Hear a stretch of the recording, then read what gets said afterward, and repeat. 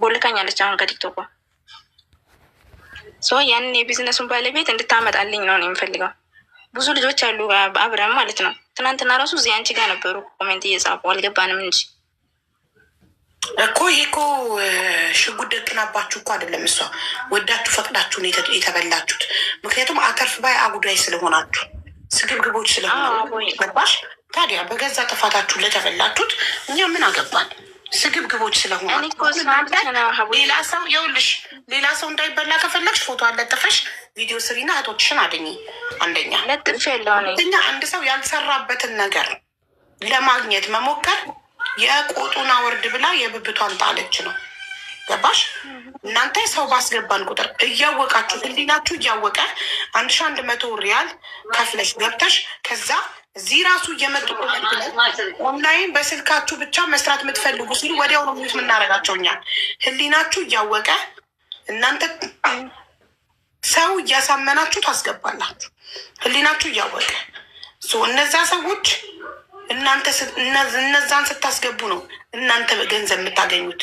ይህን እያወቃችሁ ሰው ታስገባላችሁ። ይህ ደግሞ በጣም የሚደብር ነገር ነው። ኪያንስ ነው ምናምን ነው የሚባለው። እነዚህ አጭበርባሪዎች ናቸው። ስለዚህ ተበልታችኋል። ጦሳችሁን ይውሰድ። አሁን ማድረግ ያለባችሁ ፎቶ አለጥፋችሁ ቪዲዮ ሰርታችሁ ሌላው እንዳይበላ ቲንክ ኢንተርናሽናል ሌላው እንዳይበላ ትምህርት መሆን ነው። ይሄ በየኮመንቱ ኦንላይን በስልካችሁ ብቻ የሚሰራ ስራ ኑን ስራ ምናምን የሚሏችሁ ሰዎች ወስደው ለሌባ ነው የሚሰጧችሁ። አዎ ገባሽ? ምንም እቃ የለም የሚሸጥ ነገር ውሸት ነው። 1100 ትከፍላላችሁ። እሷ አንቺ ስትገቢ ለእሷ ከአንቺ 1100 ላይ 360 ለእሷ ነው። ገባሽ? እየሰራችበት ነው ያንን 300 እሷ ሱቅ ከፍታበታለች። ውሸት ነው፣ ለታይታ ነው። ከስር ከስር እቃው ተሸጣ ልትሸጥ አይገርማትም። አንድ ሰው አንድ ጅል የሚበላ አሳምና ባስገባች ቁጥር አንቺ 1100 ስትከፍል ለድርጅቱ ለእሷ 360 ይታሰብላታል $100። ገባሽ? ስለዚህ እናንተን እያታለለች እያስገባች እሷ ከእናንተ ላይ 370 ታገኛለች። አንቺም ሌላ ሰው ብታመጪ እንደዛ ታገኛለች። ተጎጁ የሚመጣው አካል ነው። አንቺ ሰው አስገብተሻል? ኧረ አላስገባሁም እኔ። በቃ አንቺ ህሊናሽ ንጹህ ነው። በቃ እሷ ግን ሌላ ሰውም እንዳይታለል ፎቶ አለጥፈሽ ቪዲዮ ስሪ እንትን በሉ። አትሂዱ እንደዚህ አይነት ነገር ላይ። በጉልበታችሁ ሰርታችሁ ብሉ። እንደዚህ በኦንላይን በስልካችሁ የሚሰራ ውሸት ነው። ምንም የለም። የሰው ልጅ እቃ ካልሸጠ አትርፎ ካላገኘ በስተቀር ይሄ ውሸት ነው። በስልካችሁ በኦንላይን የሚሰራ ምናምን የሚሏችሁ በየኮመንቱ ይጽፋሉ ብታይ። እኔም እኮ እንደዛ ያልነበርኩ ነበርና አመሰግናለሁ አቦዬ በላይ ስለሰማሽኝ። መፍትሄም ተጠንቀቁ። ሁላችሁም ውዶቼ ተጠንቀቁ በእናታችሁ። በየኮመንቱ ስር፣ በየቪዲዮ ስር፣ በየላይቭ ስር በስልካችሁ ብቻ የሚሰራ ኦንላይን ቢዝነስ ከፈለጋችሁ ነው በውስጥ አናግሩኝ ምናምን ይላሉ። ከዛ 1100 ድርሃም ወይ 1100 ሪያል ትከፍሉና ኧረ ድምፅ ሆኑኝ። ኢንተርናሽናል ይል አስገባሽ ማሬ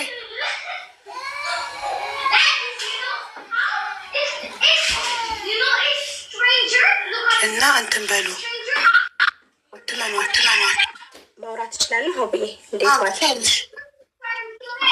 እንዴት ነሽ? ገና ነኝ ማሪ። ሰላም ነው? አልሐምዱሊላህ። በጣም ነው የምወድሽ የማከብርሽ። አላህ ይጠብቅሽ።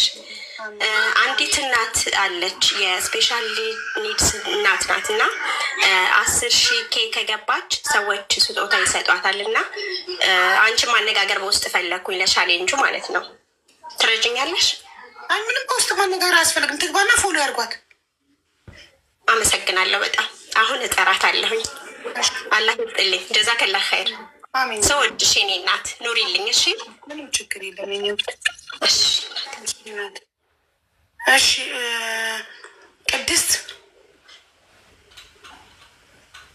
ቅድስት ለመዳም ሻይና ለመዳም ጋህዋውን ሰጠሽ? ሻይና ጋህዋውን ለመዳም ሰጠሽ?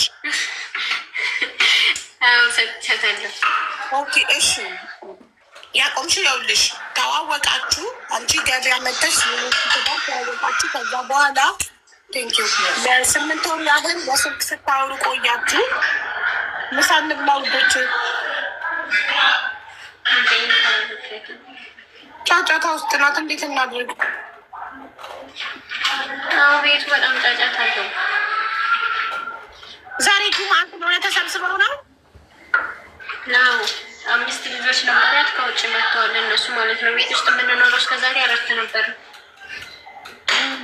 ማሻአላ።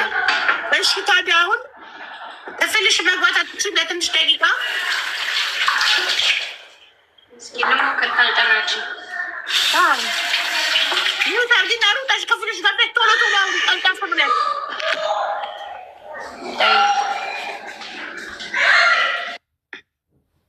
ፈጣሪ ሆይ ድረስ። እናንተ ምን አስታወሰኝ መሰላችሁ? የዛሬ 10 ምናምን ዓመት ኮንትራት ቤት እያገቡ እናታ ሆቴላው ጋር እየተወጣው በቃ ሻለችኝ። እሺ ይሁን ታርጊና ክፍልሽ ስገቢ ፎቅ ላይ ክፍልሽ ስገቢና ምንታገሽ ክፍልሽ ስገቢ አብረ ምን አስታወሰኝ መሰላችሁ? የዛሬ 10 ምናምን ዓመት ኮንትራት ቤት እያለው ጁማ መዳም ቤት የመዳም እናት ቤት ስንሄድ 10 ምናምን የልጅ ልጅ ነው የሚመጣው። ሁሉም ልጁን ይዞ ይመጣል። ጫጫታው ግቢ ውስጥ የልጅ ማዕድ ብስሚላ። እኔማ ወደ ቤታችን እስክንመለስ ነበር የሚጨንቀኝ። ሐሙስ ማታ ሄደን አርብ ማታ ነው የምንመለሰው እና ይጨንቀኛል ብዛታቸው፣ የቤቱ ጥልቀት ምናምን። 10 ምናምን የልጅ ልጅ ይመጣል። ሁሉም ልጁን ይዞ ከሰራተኛ ጋር ግቢ ውስጥ ደቅናቸው። እኛ ሰራተኞች ቁጭ ብለን እናወራለን ምናምን። ግን ጫጫታቸው በራስ ያሳምማል። ምሳሌ አሁን ክፍልሽ ገባሽ ጸጥ አለ። እሺ ክፍሌ አልገባሁም። ፎቅ ላይ ሆኜ ነው። ክፍሌ ከገባው ሸበቃው አይደርስም ታች ስለሆነ ማለት ነው። ደረጃ ላይ ቁጭ ብለሽ ነው ፎቅ ላይ? እሺ እነሱ ታች ስለሆኑ ጨዋታቸው አይሰማም። እሺ ከዛ ለ8 ወር ያህል በስልክ ስታወሩ ቆያችሁ። በየስንት ጊዜው ትገናኙ ነበር በአካል? እንደዚህ ብዙ ጊዜ አንገናኝም። ቢያንስ በወር 1 ቀን ሰላም እንባባላለን እና በ2 ወር በ3 ወር ምናምን የምንገናኙ እንጂ እንደዚህ ሁል ጊዜ አንገናኝም። ሱቁ እየሄድሽ ነው የምታገኙ ወይስ የት ነው የምትገናኙት? በወር አንዴ ሰላም ስትባባሉ? እዛ ገበያ ላይ ነው ሰላም የምለው። ገበያ ላይ አንቺ ሄደሽ ሰላም ትይዋለሽ? ሲናፍቅሽ በወር አንዴ ይመጣል። እሱ ማለት ሰላም በይኝ ይላል። ከዛ ሰላም እላለሁ። እኔም ወደ ቤት እሄዳለሁ። እሱም ስራውን ሰርቶ ወደ ደብረ ሲና ይሄዳል ማለት ነው። እሺ ወደ አረብ ሀገር ልትመጪ ስትይ ለ24 ቀን አንድ ቤት አብረን ኖረናል አልሽ አይደል? ቤተሰብ ለቤተሰብ ምን ብለሽ አስፈቀድሽ ከእሱ ጋር 24 ቀን አብረሽ ለመኖር?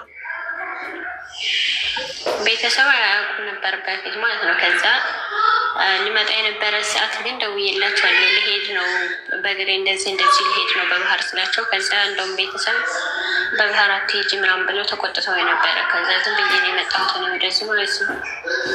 እሺ እኮ እሱ ጋር 24 ቀን ስትቀመጪ ለቤተሰብ የት ነኝ አልሽ?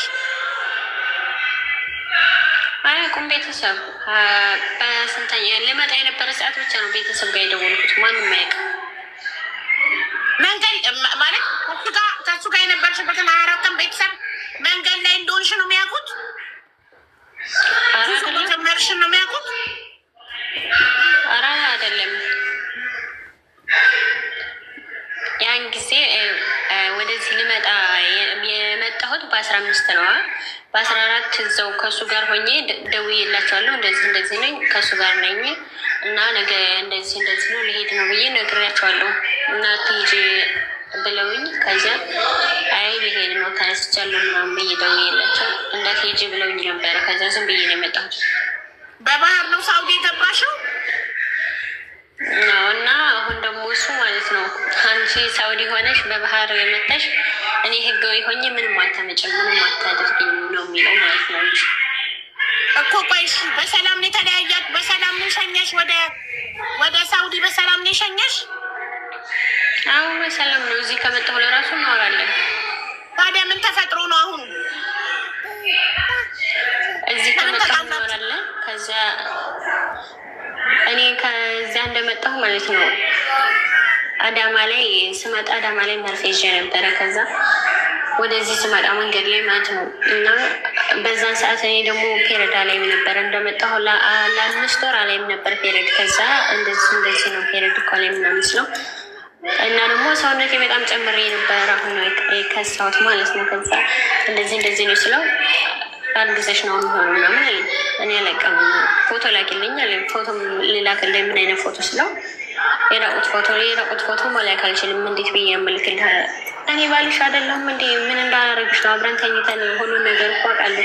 ምን እንዳኮኝ ነው ምናምን አለና ከዛ አስላከኝ ማለት ነው።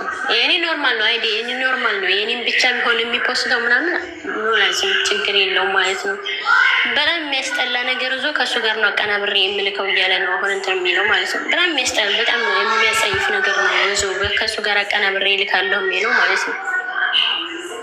የራቁት ፎቶ ላክሽለትና ከዛ እርጉዝ አለመሆንሽን አረጋገጠ። እናማ ከዛ ያን ስልክለት ኧረ በጣም ወፍረሻል ሳትሆኝ ማቀየር እንግዲህ ፈጣሪ እንዳለ ከሆነም በቃ ይሁን ችግር የለውም እያለ ከዛ አጥፋ አልኩት። ወደዛ አጥፋና እንትን በል እዛ ላይ ስልክ ሰው ለራሱ ቢያው ምንድነው የሚባለው እነዚህ ልጆች ምንድነው ስራቸው ነገሮች እሺ ብሎ እንትን አለ። አጥፍቻለሁ ብሎ እናቴ ትሞት ብሎ አጥፍቻለሁ አለ። እሺ አልኩት። በዛ በሰላማዊ መንገድ ማለት ነው ሰላም በሆነን ሰዓት። ከዛ ደግሞ በዛን ሰዓት እኔ ታምሜ ነበረ፣ ደም ማነስ ታምሜ ነበር ማለት ነው። 2 ታምሜ ያለው አንዴ 6% በነበርኩ 6% ደም ነበርኩኝ። ከዛ በዛን ሰዓት 6 መርፌና 1 ግልኮስ ጨርሼ ነው ስራ የገባሁት ማለት ነው። ከዛ እንደገና እሱን ጨርሼ እንደገባሁ በ20ኛው ቀን ይሄ 6 መርፌና ግሊኮስ 1 ግሊኮስ የወሰድኩት የታመምኩት 6% ደም ነበርኩ። ከዛ እሱን ጨርሼ 3 ወር ደግሞ እንደሰራው ታመምኩ እንደገና ማለት ነው። እንደገና 5% ደም ነሽ ተባልኩና ሆስፒታል ሄድኩኝ።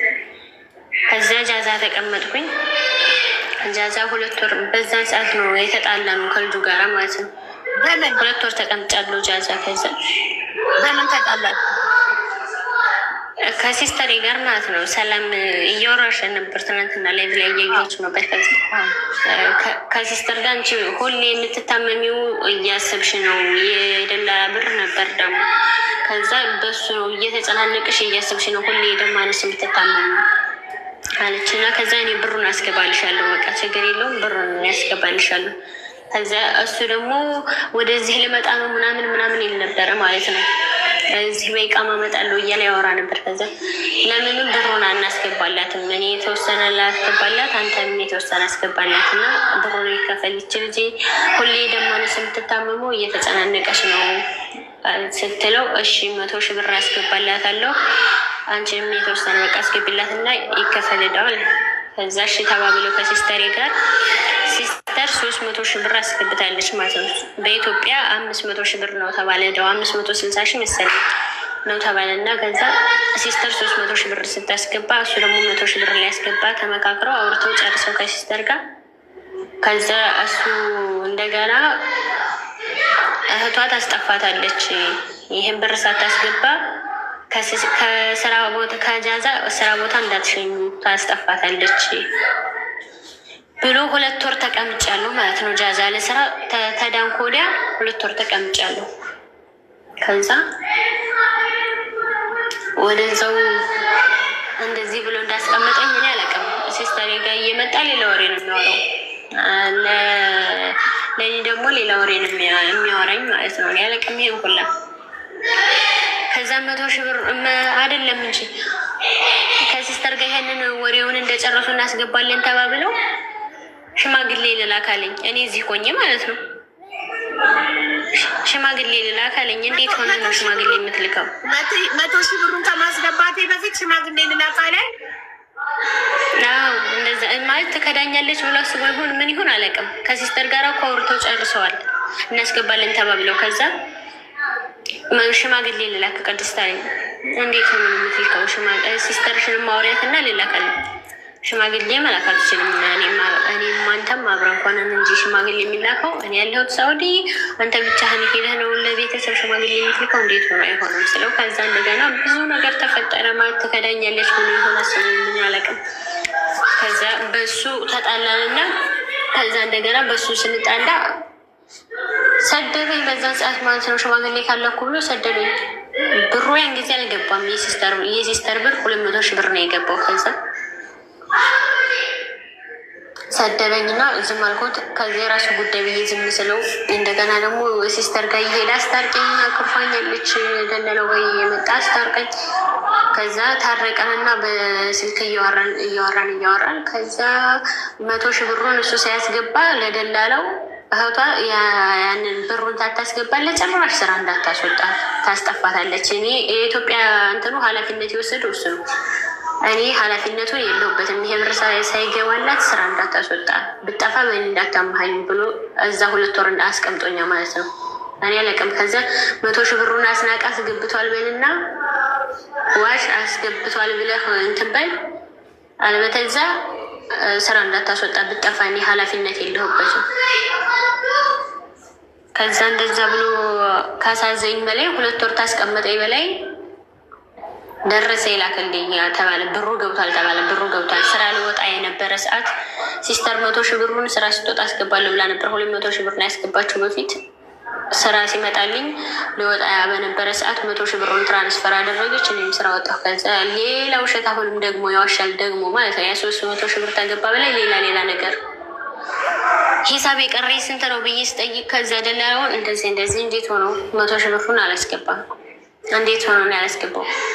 አትወጣም ስራ ተያዥ አልሆንም እኔ አይመለከተኝም ብጠፋ ብሎ እህቷ ታስጠፋታለች ብሎ ከዛ እንደዛ ነው። ከዛ በዛን ሰዓት ራሴን ስቼ ነበር ለራሱ ማለት እንደዚህ ያደርጋል ብዬ ምናምን አላስብም። በሬዱ መታለች እያለች ነው አስገባት። ፋጡማ የምትባል ነው እያሉ ነው አስገባት። ትንሿ የምትባል ልጅ 1 ቁጥር እየጻፍሽ ነው ስትጽፊ ውለሽ ብታድሪ ችግር ላይ ነኝ የገንዘብ አይደለም እስካላልሽ ድረስ አትገቢም። እሺ ዞሮ እህትሽ 300 ሺህ አስገባች። እሱ 100 ሺውን አላስገባም አይደል? ሳያስገባ አስገብቻለሁ ብሎ እንትን ደረሰኝ ለኔ ላከልኝ። ከየት አምጥተሽ 100 ሺህ ብር ለሌላ ሰው ትራንስፈር ያደረገበትን ላከልኝ። ስም ምናምን አላየሁትም ነበር። ከዚያ በኋላ ሳይም ሌላ ሰው ላይ ነው ትራንስፈር ያደረገበትን ደረሰኝ ላከልኝ ማለት ነው። እዛ እንደዚህ ነው ደላላው ደግሞ አላስገባም እንደዚህ ነው አሉ። ከዛ በዛን ሰዓት ራሴን ስቼ ማለት ነው ሽንት ቤት ነበርኩ መሰለኝ። ከሽንት ቤት እየወጣ መሰለኝ እንደዚህ ሲያኝ ራሴን ስቼ ነበረ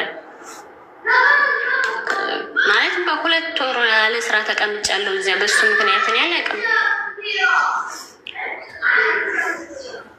እና ከዛ በዛን ሰዓት ስንጣላ እናቴ ትሙት ብሎ አጥፍቻለሁ ብሎ እንትን ያለውን የያዘውን ፎቶ ሳያጠፋ ማለት ነው ፖስተዋል። ይሄንን አለ ስንጣላ ናት ነው ሰደብኩት።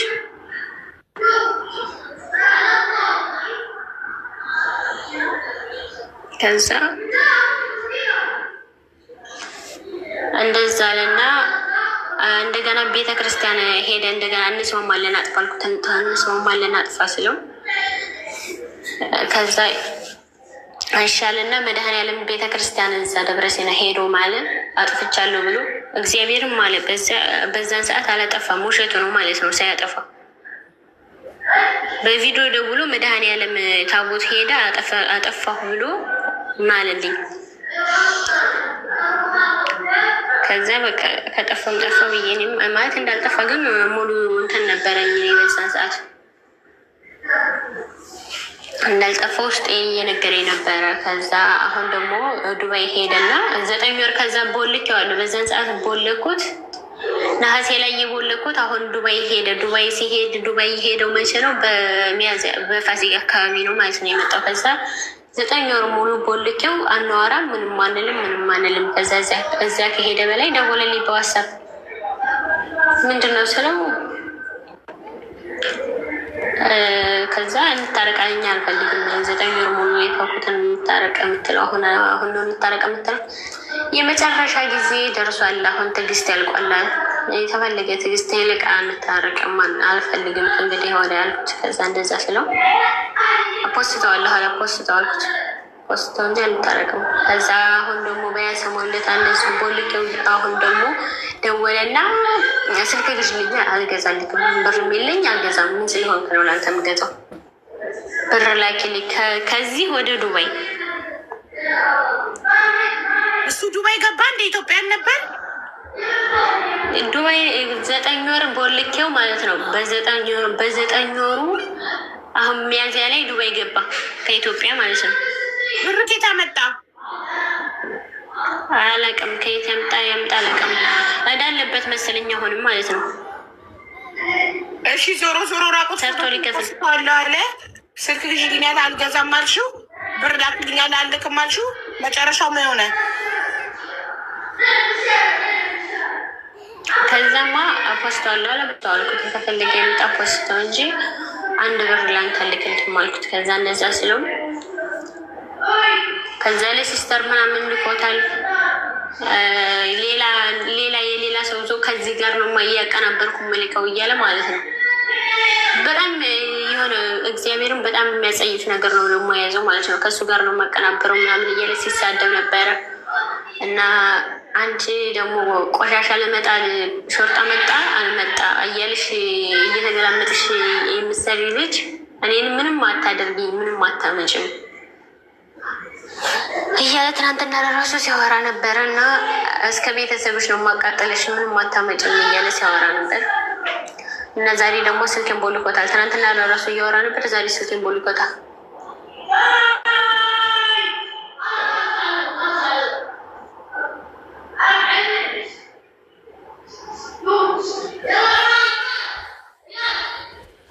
የላክሽው ፎቶ ላይ ፊትሽ ይታያል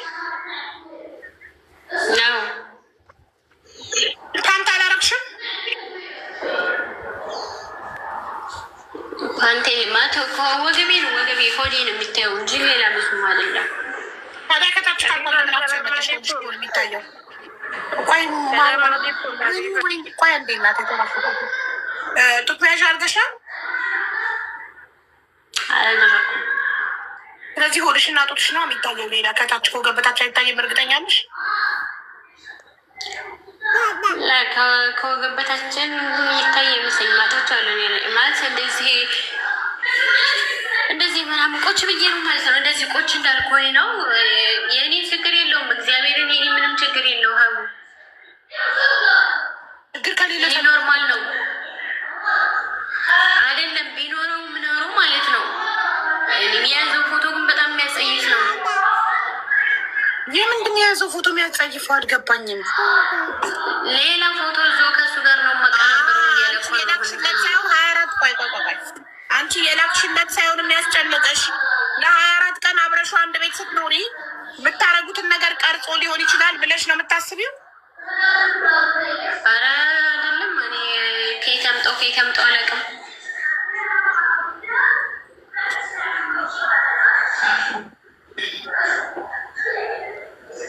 ስለዚህ አሁን እንጠይቅልሽ እናናግረው።